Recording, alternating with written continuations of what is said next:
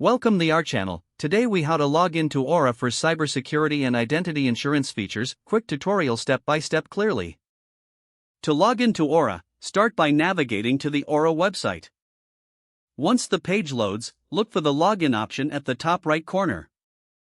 Click on the login button to proceed. You will be directed to a new page where you'll need to enter your credentials. First, input your registered email address in the designated field.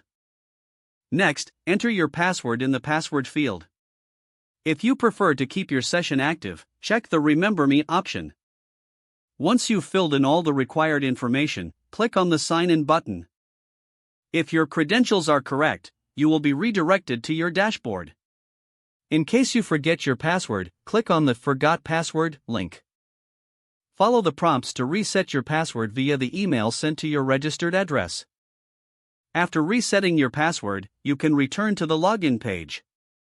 This time, enter your email and the new password to access your account.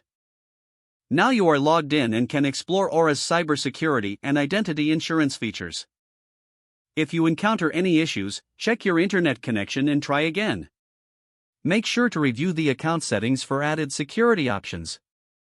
You can now enjoy the full range of features offered by Aura. If the page does not load, refresh the browser or try again in a private or incognito window. Make sure you are using the correct email address, then retype it carefully to avoid small typos.